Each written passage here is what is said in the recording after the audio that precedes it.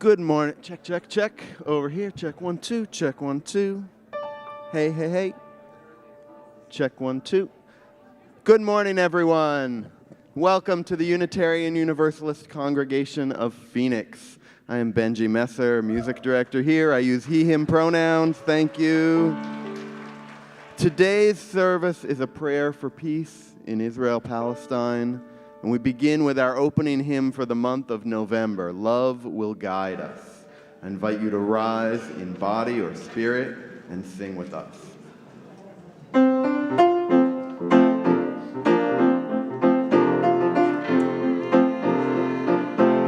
Love will guide us, peace has tried us, hope inside us, will lead the way on the road from greed to giving. Love will guide us through the hard night. If you cannot sing like angels, if you cannot speak before thousands, you can give from deep within you. You can change the world with your love. Love will guide us, peace has tried us, hope inside us, and will lead the way on the road from greed to giving. Love will guide us through the dark night.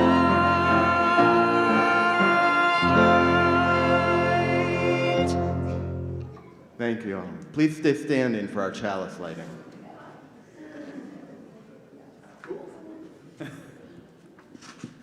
Good morning. I'm John LaBarbera. My pronouns are he, they, and I'm proud to be your worship associate today. Thank you. Join me as we recite our covenant, and the comeback kid Bill Snowden lights our chalice.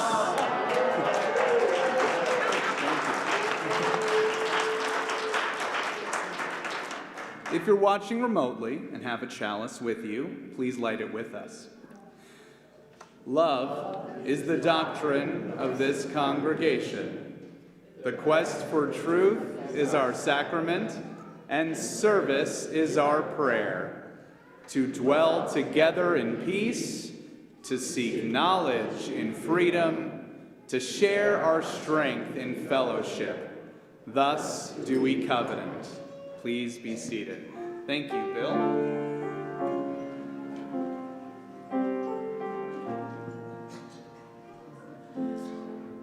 Good morning. And welcome to you. Welcome to this time we get to create together, to be together, to worship together, and today to pray for peace together. Welcome to all of you, no matter where you are from, no matter who you love, no matter what your life circumstances are, whether you come with joy in your heart or despair in your life. We are glad you are here. Welcome as we explore the mysteries of being human.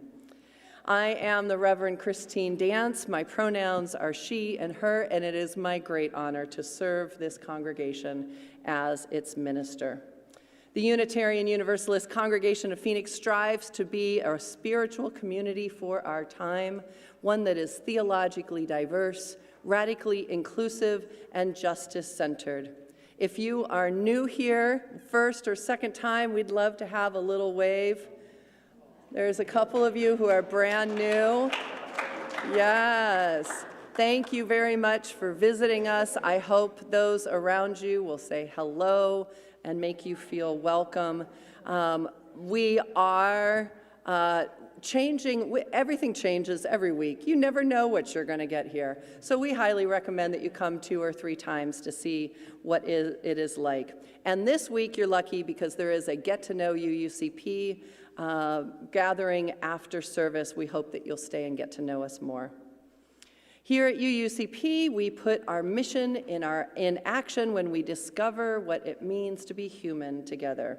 We are doing some things in this congregation that we want to give some short announcements for.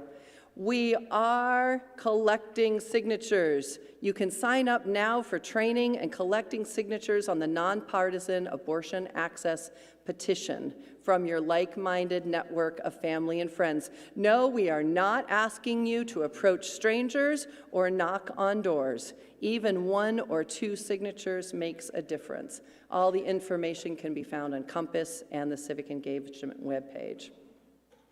At noon after the service today, we have children's ministries. We also have Get to Know UUCP. We also have an adult class, which is Tell Me a Story, a way of using storytelling to get to know each other. It's fabulous. And I would like to, for the last time before the auction, invite Mike up to give a final invitation for our All Aboard fundraiser.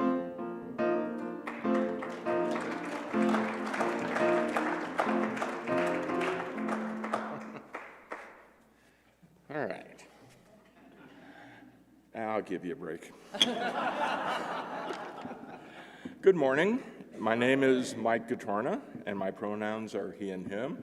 I'm a member of the fundraising team that is putting on the event this coming Saturday. Oh, the locomotive.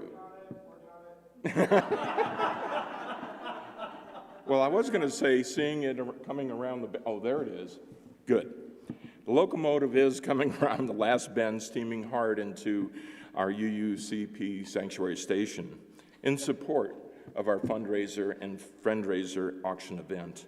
It's loaded, believe me, it's loaded with live auction events and home parties, silent auction items, and services too numerous to list. So, many hands make for light work. To set up this sanctuary and get ready for this gala event, we still need a few more volunteers, mainly for the evening. So after service, please see Herb, wave Herb. He'll be in the back at the table and sign up for the event. You can also pre-register if you're planning on attending. You know this already, pre-register. And you can also see, the Compass and the website to pre-register. It makes checking in the night of the event a lot easier, so try doing that. But I'd also like to know how thin to cut the free pizza and gluten-free cookies, soft drinks, and there will be wine and beer available for a minimum cost. So whether you're pre-registered or you just walk in next Saturday, the doors will swing open for you, and the party begins at 5 p.m., and we're going to love it. So, all aboard!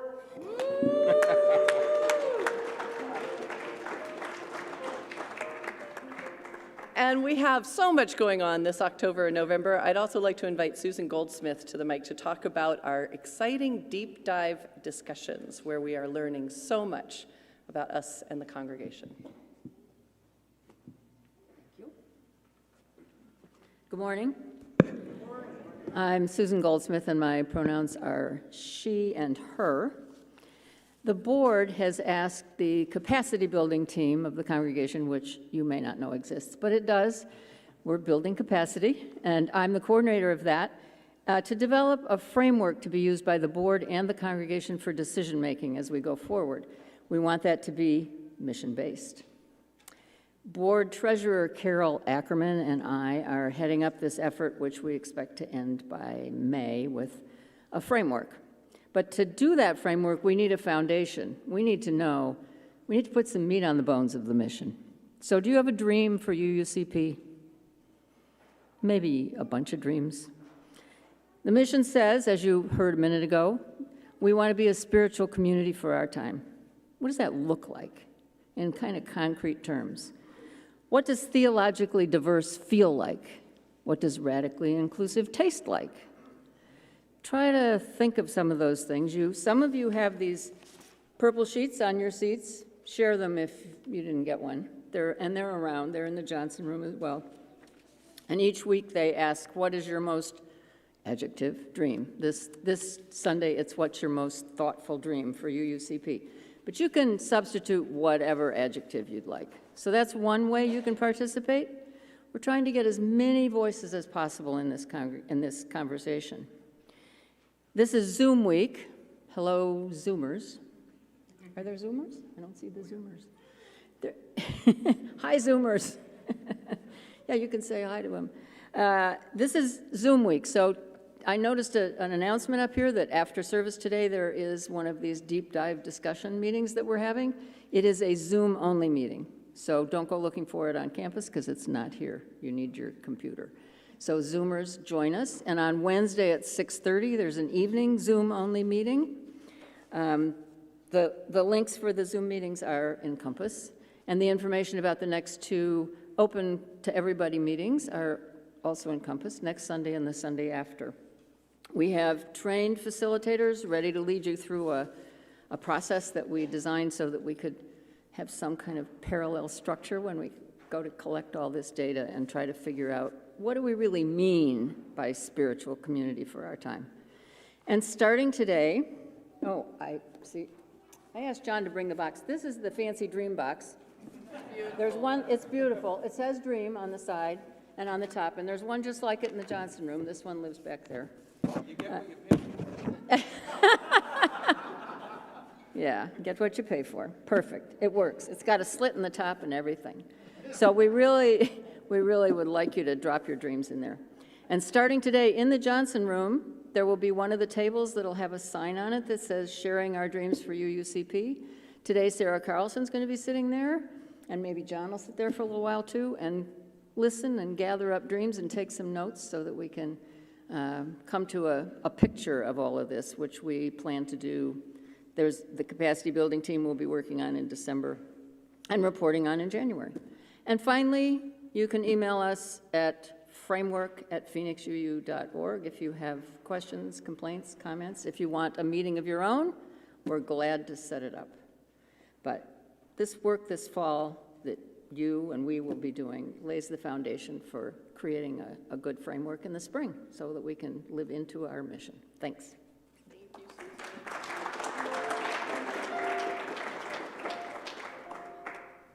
Oh, so much going on. So now let us settle into service. I'm going to bring our singing bowl. Settle into your body, settle into this time. Let us begin.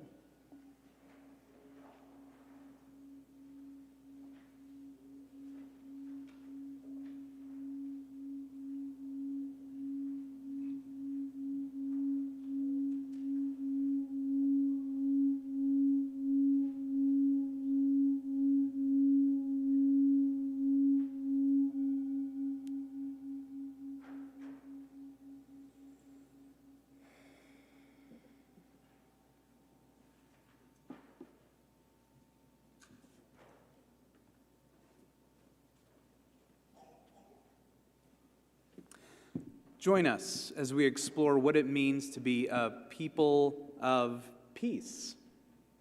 Our opening words to soak us in this sacred time are from Reverend Reese Williams. Spirit of life, come to us to break down barriers, to widen horizons, to make us less judgmental. Help us to see the larger picture and the kinder conclusion, to love and let live, to embrace and forgive, to sustain and care. Help us to reach out to our better selves, what we may love more, that we may love more and hate less, care more and reject less, that bound together by understanding, we may sustain each other through trial and tribulation, through joy and happiness, through sickness and health. Let us be joined in a common purpose of hope and fulfillment. Renew and revive us. We seek a common sacred ground for one and all. Amen. I now invite anyone who would like to come forward for Together Time.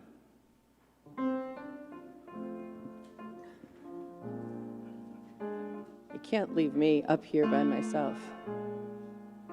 I see a whole bunch of kids there. I'm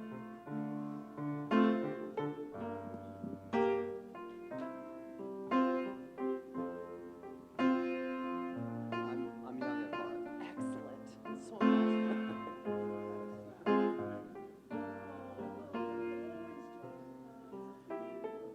hi, y'all. Thank you for being here. So I'm Reverend Christine. If there's any of you who don't know me, I don't bite. You can come closer if you wish, but you don't have to. Also, we're all about consent. All right? So I have a weird question for you all. And it might sound pretty odd. Am I my country? Am I my country? Am I from my country? But am I just like my country in every way? Do I agree with everything with my country? No. Do I agree with some things, maybe? Yeah, maybe. I might disagree with all of it. It's possible. So I want to tell you all a story because I had a really interesting childhood and teenage years. So I didn't grow up in the United States. Isn't that interesting? I had a lot of privilege. I'm going to name. We should all acknowledge when we've got privilege. But my dad had a very interesting job. He was an accountant, and he was in charge of doing accounting things overseas. I lived in Spain. I know. Now you all are going, okay, she's cooler than I thought, right? I know. I did. I know. So it was a very interesting, and a lot of what I know now in the world, and a lot of what I see in the world is because of growing up in a different country. It was very, very transformative time. How many of you have lived in another country for a little while? Lived? Lived? Wow. Okay, we have a lot of privilege here. That's amazing. So you all know what it's like, right? You see the world a different way. I want to tell you a couple stories that happened when I lived over there because the question of am I my country was really relevant. Because when I was walking around as an American, and for some reason everyone always knows if you're an American. Truth? Truth. Not an ugly American, though. Well, I was trying not to be an ugly American, but there were plenty of ugly Americans that were also defining what Americans looked like, too. So I was also not my country in that way. But I was a teenager. My sister and I would go downtown by ourselves because that's what you did. I don't know why. But people would yell at us because of things that my country had done. So, for example, when I was there, we had a president, Reagan, you can tell how old I am, who was building a lot of nuclear missiles. And there were some people who were very not happy about it. But do you know who they yelled at for it? Me. I was 14. I didn't build the missiles. Another really scary thing happened when I was there, where the United States did a bombing, which is really scary, of Libya. Okay, so you're kind of like, okay, I didn't plan that, I didn't know it, but I was also yelled at a lot for that too, because the planes that took off from the bases, the US bases in Spain. And they said that they were going to retaliate against anyone, and that was in Spain. So people were at risk because of things that my country did. but am I my country? So it was a really interesting opportunity for me to learn that I often outside represent my country. Many people look at somebody from a country and might think that they believe everything that their country says. People might look and say, you're an American, therefore all of these things fit. It might have been interesting to see, am I my country when President Obama was in office? Am I my country when President Trump was in office? No. So I want us to remember this. The reason why I'm telling this story is we're going to try to avoid painting wide swaths of people with the same ideals. There are some governments that are doing some pretty rough things right now. And there are just some 14-year-olds walking around trying to have a life who are not their government. And lots of other people who may agree or disagree. And I think sometimes when we want to simplify things, we put everyone in the same bucket. These people are good, these people are bad, they were good yesterday, but they're bad today, and we want to make sense of it. And it's much more complicated to remember that, Christine, you are who you are. And Keturah, you are who you are. And Sarah, you are who you are. We are individuals and we are not our country. We may be impacted by our country. But so the next time that we think that we have the hesitation to say, oh, all of these people are like this or they believe this, I want you to think, am I my country? And if the answer is no for you, the answer might be no for them. So thank you, kids, for dealing with some heavy stuff there. But you did get to hear that I got to go to Spain. I pretended to learn how to flamenco dance. But my favorite food was paella. So thank you all for this story. I appreciate you all. We can stay back. And if anyone needs to go into the little person, the little extra help room, you can watch service there. Thank you all for joining us.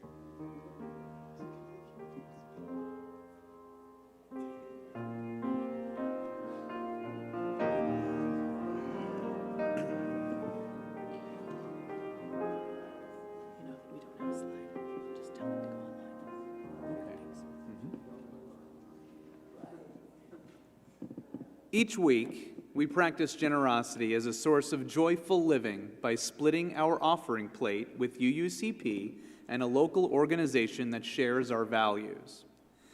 For November 2023, our Share the Plate partner is Desert Star Family Planning.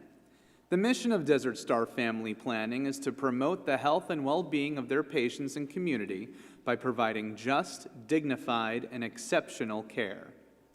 They are a steadfast resource for comprehensive family planning and sexual health care. Our Share the Plate team chose them for November because their mission directly connects to the petitions that we're collecting for safe and legal abortion. For all that you give, we are so grateful. And as you give, you'll hear the Jewish peace song, Oseh Shalom. Ushers, thank you for helping us pass the plate.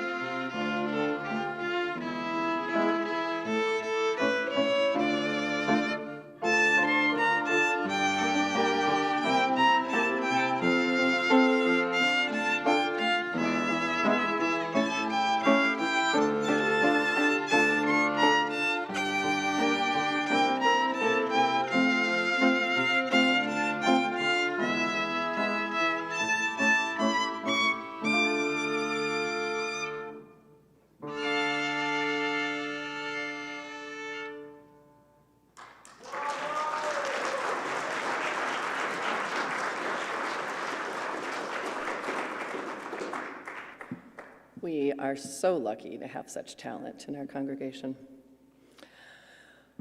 It is an important practice of this community to make time to share our lives with one another.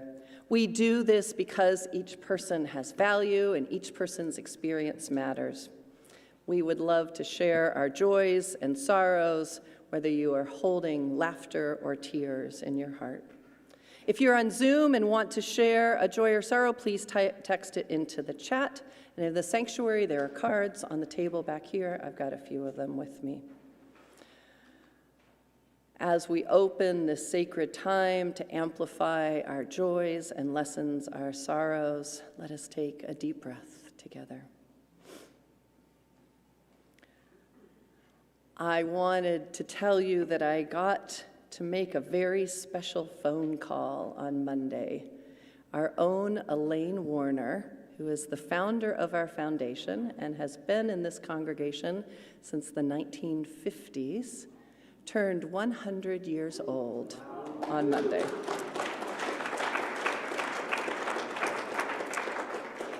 So she had lots of visitors, lots of calls. Elaine still lives in her own home and complains that her memory is getting a little bad. She is beloved to so many of us, and we wish her a very happy birthday. I also wanted to let you know that our Director of Children's Ministry, Katie Resendez, tested positive for COVID yesterday, along with her wife, Len, and their youngest, Bela. So we are wishing them strong immune systems, fast healing, and hard candies to get rid of the taste of the Paxlovid. Here in the congregation, Betsy Bradley, it's so good to see you this morning, Betsy. Betsy says, this is about Jim and Jesse. My husband and his daughter are visiting with me today. We are so thrilled that you are both here. Welcome. Pete Creelman, who is sitting right next to me, right there, there's Pete. Pete wants to give us an update on his prostate cancer. I believe I've found the right doctor to diagnose and treat my prostate cancer. After my MRI, the next stop is a biopsy. Wish me luck. We're wishing you a lot more than luck, Pete. Good luck with this journey. Much love to you. And Jenny Jones. Where's Jenny? I know I saw you. There's Jenny. Jenny wanted to let us know about Odie Blue, her dog. Our dog Odie took his last breath this past Thursday. He brought joy into our home for 15 years. We already miss his dinner dances. We know what a loss a pet in the home can be, Jenny. We send you and John big love. From Cat Crabtree, a sorrow. I am stuck home with an injury and not yet sure of its severity. If folks could send healing vibes, I'd appreciate it. And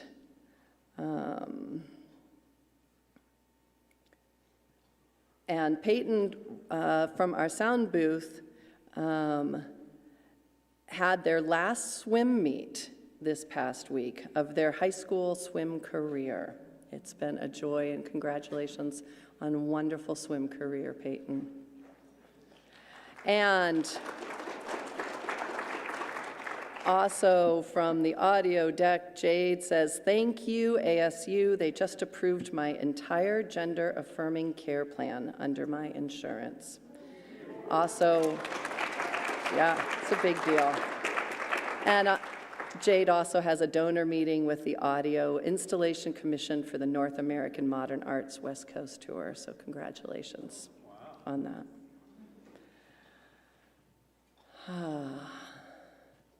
Let us send love to each other for the joys and sorrows we have in our hearts, those said, those not said, those we share with our folks online. May we know we are together in our care.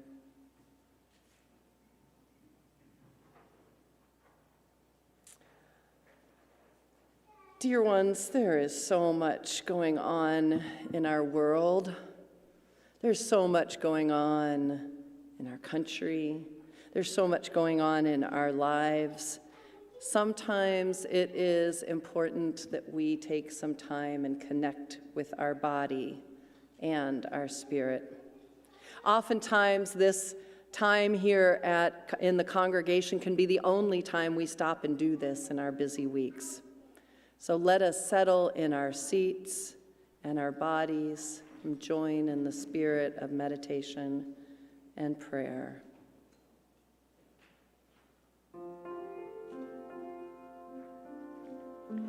We're going to get into our bodies.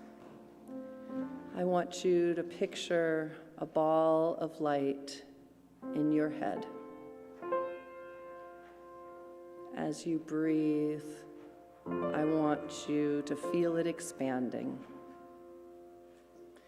If you really want to feel it, tighten it up and then loosen it and feel it expand as you do.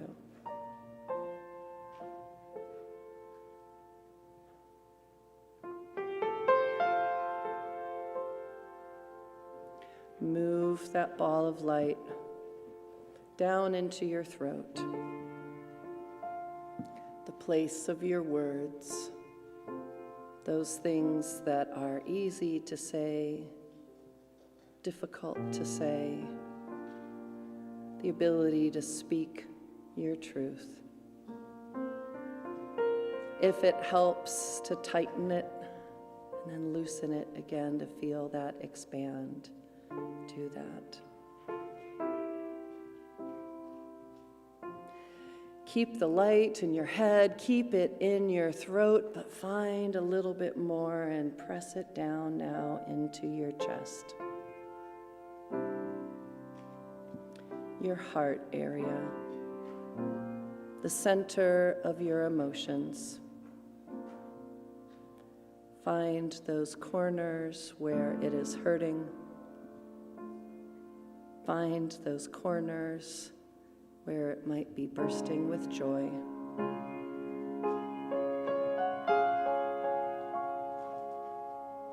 Keep the light in all of those places and now extend it out into your arms.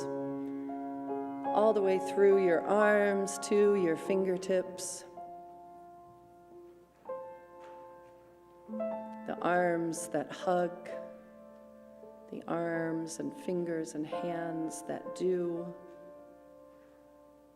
that help you go through your daily life, that create touch and ways to connect.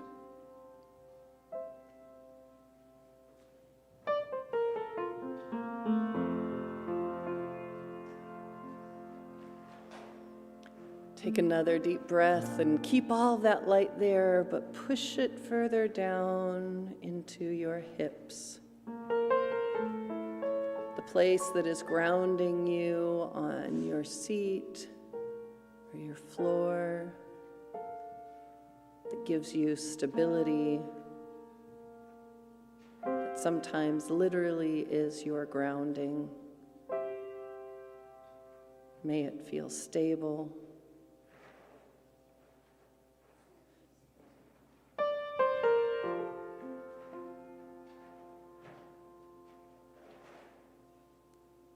Push it down now into your legs. For many, it is a source of movement. It is where you explore or learn. It's how you might move or stretch. Again, if tightening it and loosening helps to spread that ball of light, do that.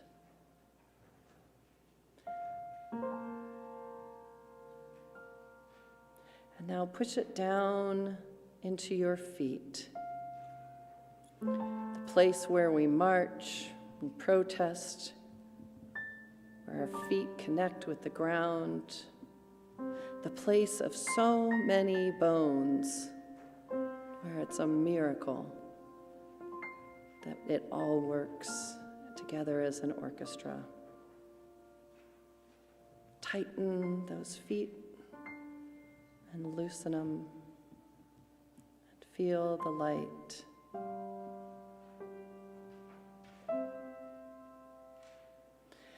Your whole body should be full of light and energy now. So now you have an option. You can hold on to all of it. If you need it, hold on to it. If you want to breathe more light in, you can choose to send some of it out. You can send it to your own beloveds. You can send it into the world. You can have it shared here in this space.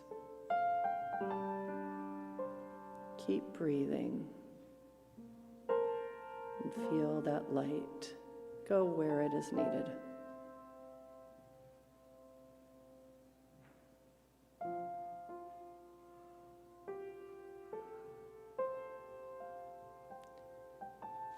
Keep as much as you need. Let the rest release into the earth and this common space for others to take it if they need it. Take one more good breath and slowly bring your awareness back into the room.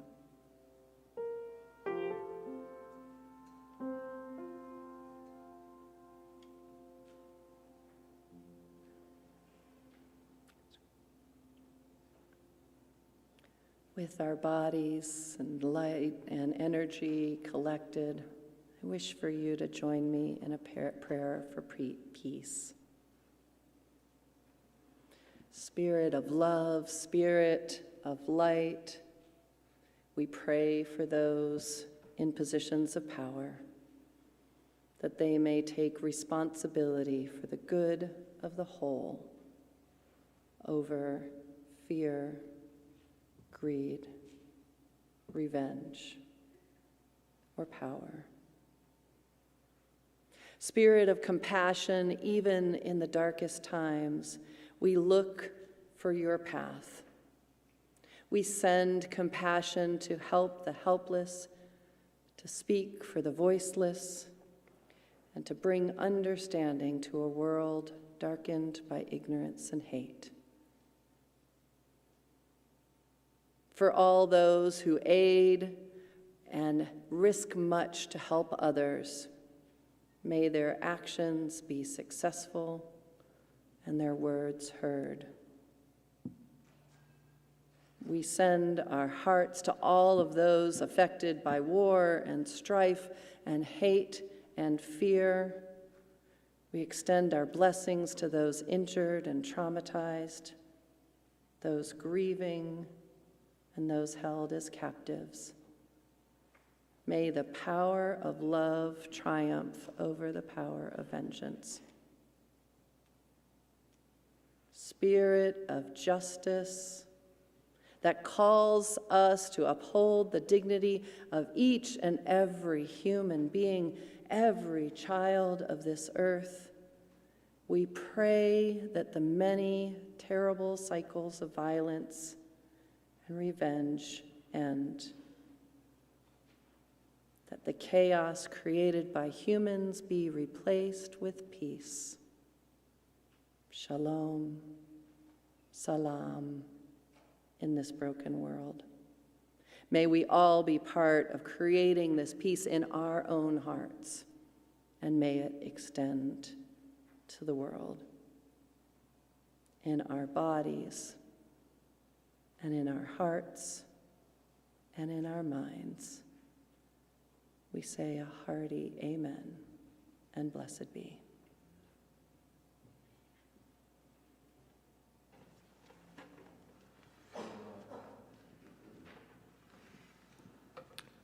I didn't mention my musician fellows up here at the beginning of service. I've been lucky to be joined today by Karen Quinn on vocals, Sebastian Hoskins on guitar, Connie Yarmark on violin, Sarah Iyer on violin and now piano, and Susan Morris on viola.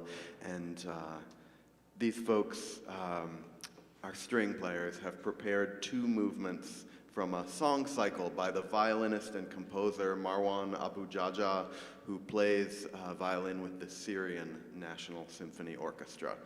This movement is titled simply Pray.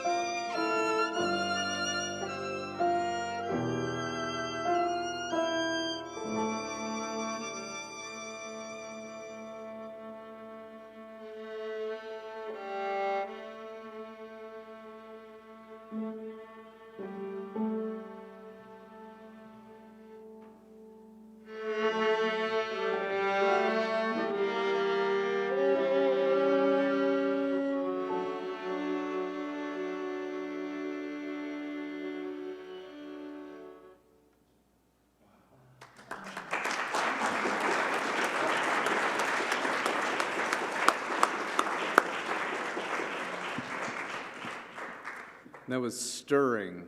Thank you. Leading up to this service, I was at a loss about what to write for this reflection. When I first signed up for this date, we were going to have a little fun with the service, full of silly surprises, slightly more in my wheelhouse. Honestly, I don't feel qualified to comment on the latest chapter of an issue that's raged on and claimed so many innocent lives. Lives that were born into this world with hopes and dreams only to become another statistic. So I'm going to talk about something you've heard me talk about before. The children. Children are being slaughtered, the most innocent among us. To drag them into a conflict that started well before they were even born with no end in sight not only amounts to a humanitarian crisis, but seems to run contrary to gaining entry to any eternal life. Instead of going to school and learning numbers and letters, children are dodging rocket fire and burying their friends. Instead of enjoying dinner with their family, they are racing against time to leave the only home they've ever known before it's reduced to rubble. Decisions are being made to kill or not to kill. Killing is winning, and children are the biggest losers. Peace isn't easy. Peace doesn't come quickly, but it is necessary. I don't know how. I don't have the answers. I just want the world to know love and comfort.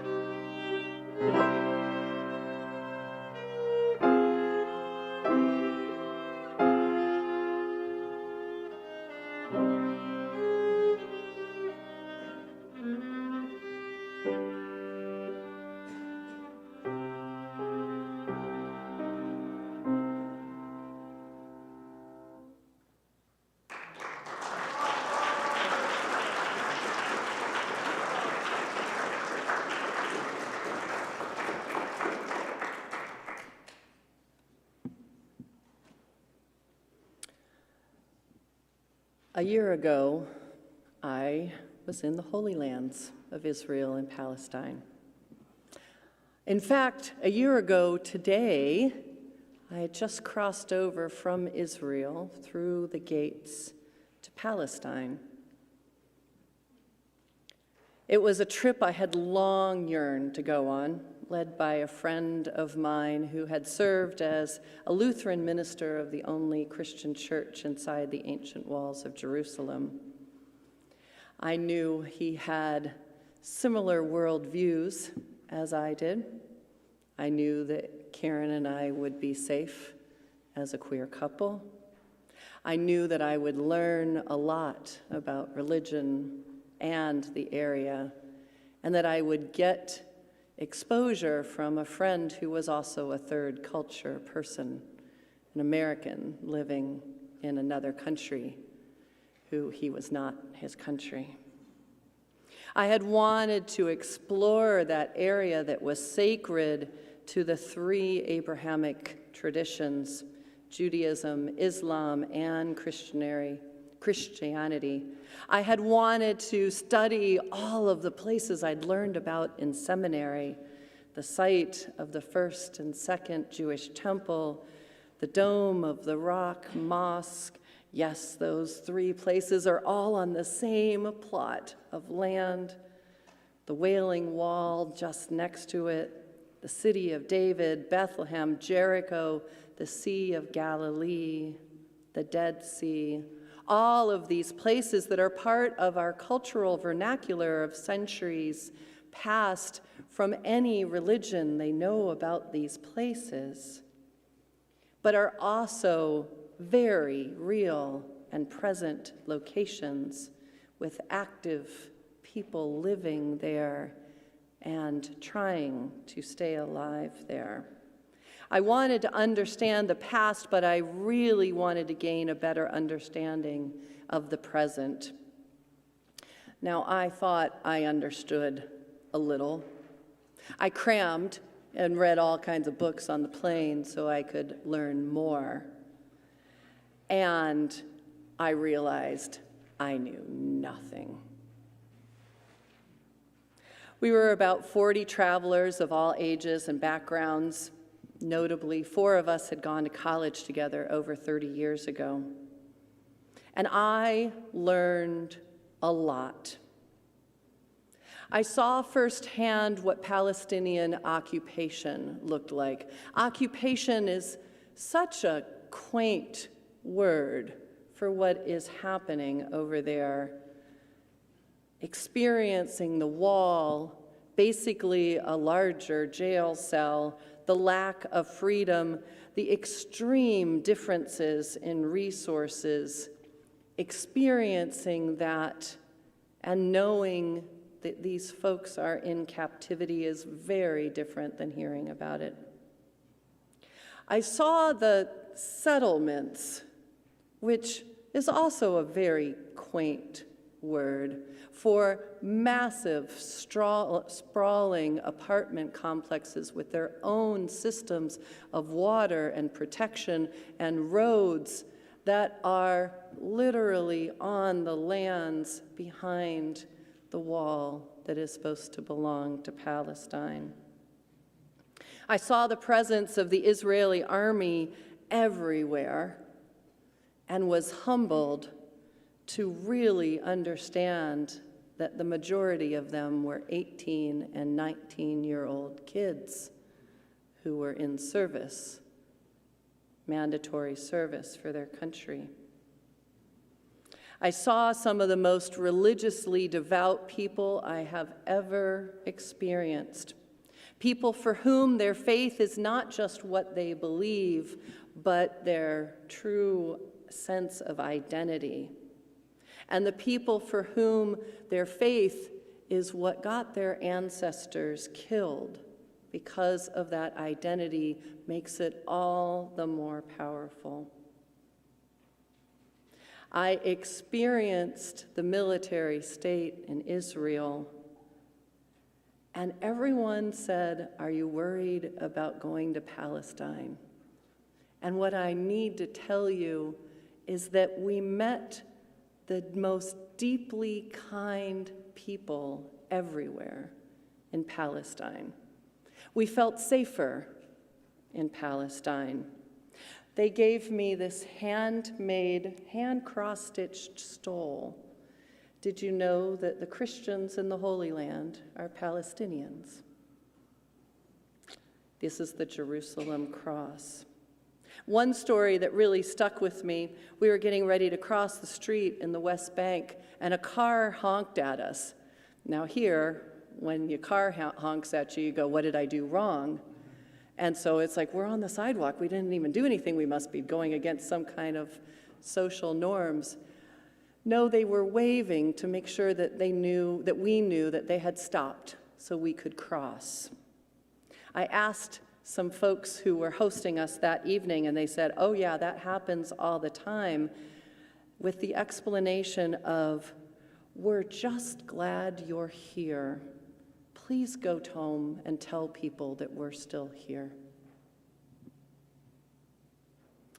I saw deep, deep hatred between two groups of people. I saw that hatred with the acknowledgement that they didn't really know anyone from the other side. They really had very little interaction, mostly because of those walls that had been created. I saw incredible distrust, hostility, fear, and hatred. I saw Israelis that were holding on to land as a birthright and the need to avenge all that their people had gone through.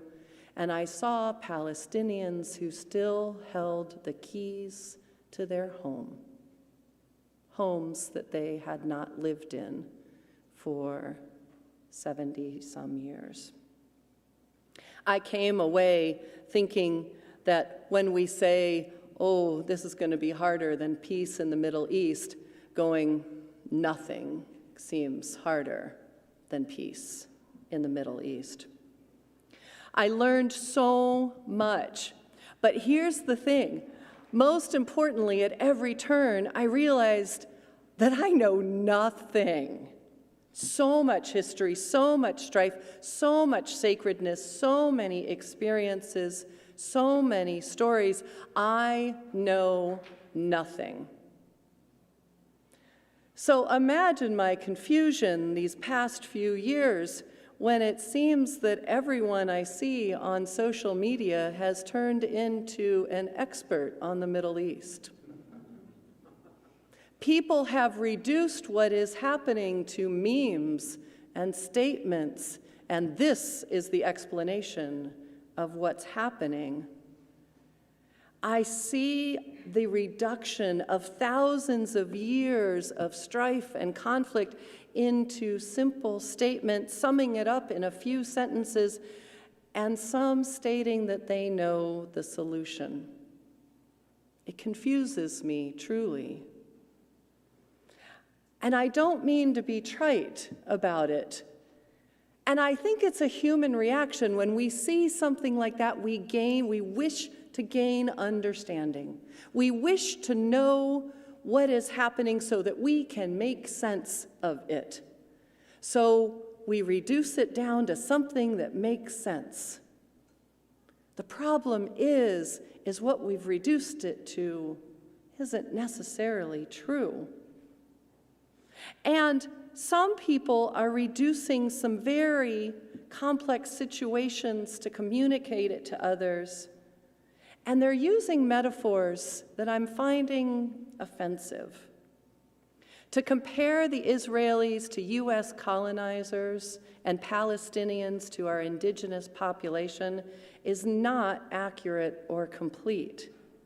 Yes, there are elements of colonialization everywhere in our world, and there is some in the Middle East history, but both people have always dwelled there, and the comparison is insulting to both the complicated history there and the tragedy of the indigenous people in the United States. Or I've seen comparisons of the plight of the Palestinians to our movement of Black Lives Matter. Yes, there are oppressed people with darker skin, which also happens all around the world, and racism certainly is at play, but to equate them together is insulting to both of the races and religions of the area and to the tragedy of slavery in the United States.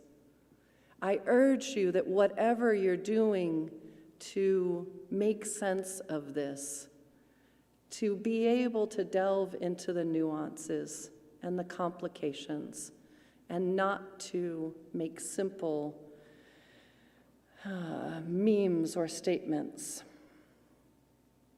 And then this is the one that's going to be a video bite, and it's going to get me in trouble, get me in some hot water with a bunch of my liberal friends. You know who some of them are even. But to say that we need to protest for a ceasefire in Palestine says that there is a simple answer to the most complex issue in the world right now.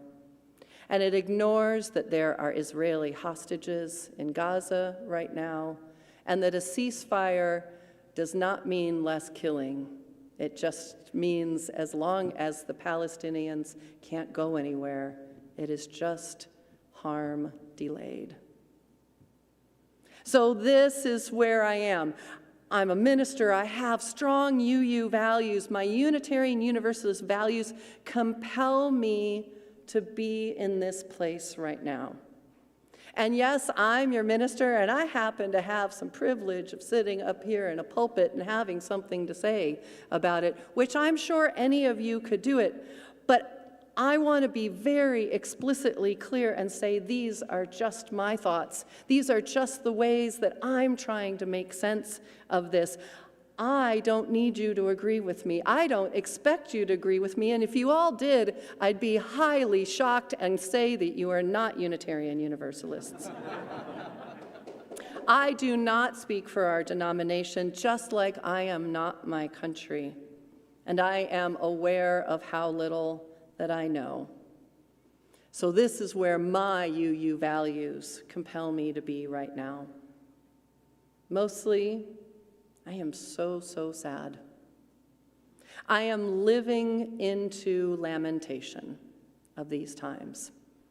I mourn for the devastation of life. I am not looking for an easy out of my lamentation. I'm going to sit in it because it's real. I mourn with my Jewish siblings. I share their shock after the brutal attack on October 7th, the relative size of the attack, which is kind of equivalent to 15 9/11 deaths, but with a brutality that is hard to imagine one human being treating another one. I'm praying for the hostages and their families. And I am praying for my Jewish siblings here in the U.S. who are seeing an over 300% increase in anti-Semitic hate crimes and droves of people who are blaming them for the actions of a distant Israeli army. They are not even our country, much less that country. I support them in trying to get their hostages home safely. And I can do that and also still mourn with the Palestinians everywhere. Palestinians who have been captive in their homeland for generations now. I mourn that the desperation of some of them has led to this kind of violence. And I understand that desperation, but I cannot condone the violence.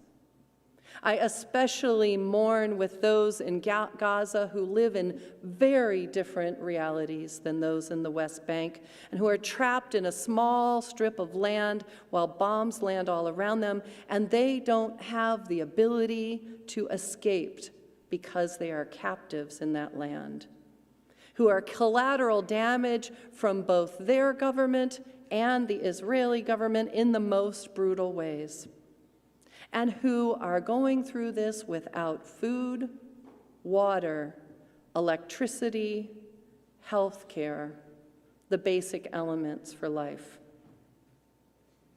My values say that I am against all othering. I am against revenge. I am against committing war crimes. Those seem like simple statements, but they are important to say. I am against that. I believe in the dignity and worthiness of all people. I don't believe that the Israelis should have been massacred, and I don't believe that the Palestinians should be murdered in revenge. I believe that the Israelis have been oppressed and that the Israeli government is currently oppressing. I believe that the Palestinians have been oppressed and are being oppressed, and that Hamas, a terrorist government, brutally attacked. Still feeling that light in your body? Let's just take a breath. So what am I doing about it? I am living in the lament. I'm not rushing to come up with easy explanations so I can get out of it. I am honoring that this situation deserves real lament. I am praying for peace. Now I am as you all. Some of you may be more I can say we could have an argument about that. My prayers look different. I am not praying to an outside being, but I have no other option than to pray right now. I am praying for peace. I have to. I'm praying that somehow, both sides can see that this killing each other off is not the solution. I am praying that they can find some creativity in finding another solution that is not grounded in hate, othering, fear, retaliation, and revenge. I don't know how it will happen. I am not an expert in those things. I don't strive to be, but I must pray for it. I am using this opportunity to read more, to educate myself. I am not watching TV because it is self-care for myself not to watch it. I can't see it. I'm reading my news these days. I'm recognizing that I don't know much, and I'm using the opportunity to educate myself more. I'm also keeping it in perspective. 2 weeks before the attack in Israel, Azerbaijan launched a genocidal attack on ethnic Armenians, killing over 100,000 people and prompting tens of thousands to flee as refugees. Are we as informed, lamenting, and called to action there when the suffering is as great? There's still war in Sudan, with African tribes suffering from genocide from ethnic rivalries. All of these are ethnically based. Tens of thousands have been killed, and 4.6 million people have been displaced. 1.2 million of them have left their country as refugees. There is suffering everywhere, in Ukraine, here in the United States, in Phoenix. Yes, the Middle East has our attention right now, but suffering has always been present in the whole world. Are we being triggered in some ways to say, look here, now look here, and what is it doing to us? In times like this, I myself turn to some Buddhist teachings where we learn the nature of suffering. And we look at suffering, and we also look at conflict from the inside out. We do our internal work, finding love and peace in our hearts, so then we can extend it out in the world to others. The oldest Buddhist teachings around conflict, the Buddha says we need to go to the deepest layers of ourselves, to not be activated by anger or fear or revenge or spite or envy. There are 5 roots of conflict. All of these can sow discontent and conflict. Instead of turning to conflict or harm, we find the loving centers of ourselves and we share that love outwards. I believe that having an open heart is the only way that one can see a creative solution for peace. I am not my government. I am neither of those governments, but I am opening myself to love and peace in my heart with the acknowledgement that my small prayers aren't much, but they are what I have to offer. Shane Claiborne, in the book Common Prayer, A Liturgy for Ordinary Radicals, says, "Peace doesn't mean passivity. It is the act of interrupting justice without mirroring injustice. The act of disarming evil without destroying the evildoer. The act of finding a third way that is neither fight nor flight, but the careful, arduous pursuit of reconciliation and justice. It is about a revolution of love that is big enough to set both the oppressed and the oppressor free. Love that is big enough to set us all free." This isn't an easy solution.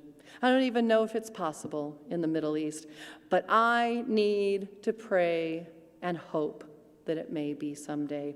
I need that hope for me. I need that hope for them. So I will continue to learn, to reflect, to mourn, and mostly to love. I will be hoping for that third way. I will hope for the freedom of all. And I will also be taking breaks from reading, praying, and mourning to care for myself. My faith has love at its center. It is times like these that I have to lean on that love more deeply. I have to pray with that spirit of love for that love to extend, and I have to have hope that others can share that love someday. I pray for peace.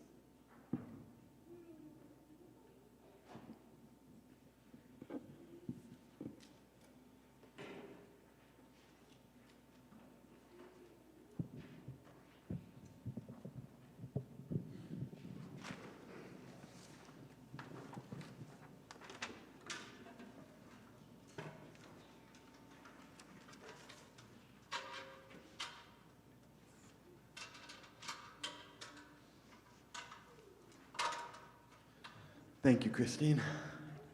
Appreciate that. Our closing hymn is a song that I was personally very moved to tears during my own very brief visit to Israel, Palestine in 2001. It is a peace song in Hebrew by the Israeli songwriter Moshe Ben Ari. It uses the Arabic word for peace, salam, as well. There's a steady stream of this kind of thing coming out from down there, and this is the one that hit me and brought me to tears. I hope you enjoy it. Karen and I will sing it a few times, and then we'll invite you to stand and sing along. Yavo shalom aleinu, Yavo shalom aleinu, Yavo shalom aleinu, ve'al kulam. Yavo shalom aleinu, Yavo shalom aleinu, Yavo shalom aleinu, ve'al kulam.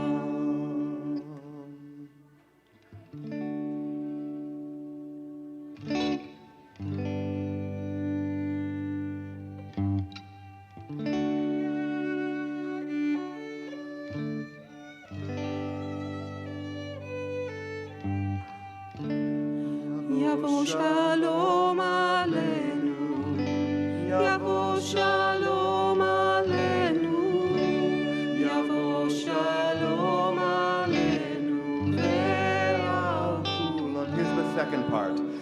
salam alenu ve'al kol ha'olam. Salam, salam, salam alenu ve'al kol ha'olam. Salam, salam. If you'd like to stand and sing along, we'd love to have you. Here we go. Yavo shalom aleinu, Yavo shalom aleinu, Yavo shalom aleinu ve'al kulam. Yavo shalom aleinu, Yavo shalom aleinu, Yavo shalom aleinu ve'al kulam. Salam aleinu ve'al kol ha'olam. Salam, salam, salam aleinu ve'al kol ha'olam. Salam, salam. Yavo shalom aleinu, Yavo shalom aleinu, Yavo shalom aleinu ve'al kulam.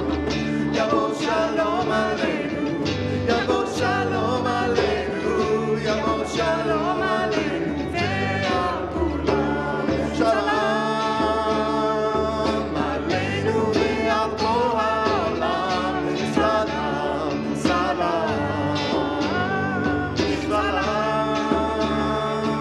aleinu ve'al kol ha'olam. Salam, salam.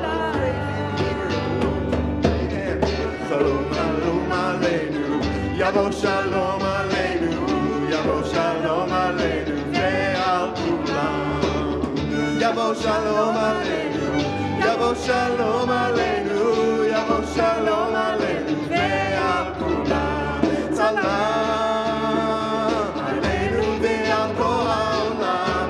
Salam, salam, salam aleinu ve'al kol ha'olam. Salam, salam.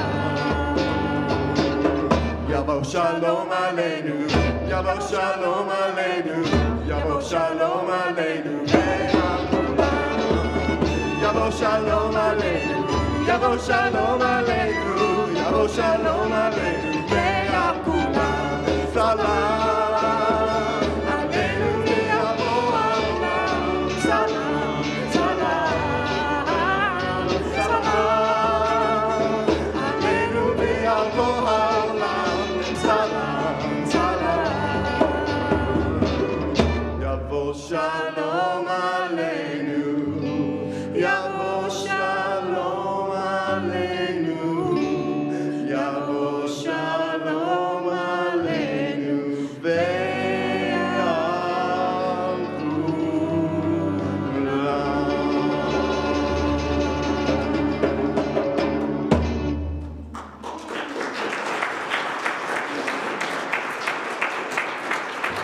It was beautiful. Our service is concluding, but our community continues. We've got coffee on the patio. We've got adult and children's activities at noon. We've got Get to Know UUCP in room 11 and the adult faith development called Tell Me the Story and the deep dives online. And I end with one more thing you can do. Here's your call to action. I recommend Doctors Without Borders, who are on the ground in Gaza assisting the thousands of Palestinians who have been injured in the bombing. And we've got a slide for this, Peyton, if you don't mind putting it up. And thank you. And our allies in the Jewish community who have been very helpful in helping us at UU fight the white supremacists that they have been long dealing with. They have a relief effort organized here in the Phoenix area. These funds are going to trauma support for the victims of terror in Israel. Give as you can, where you feel called to. Pray, inform yourself, care for yourself.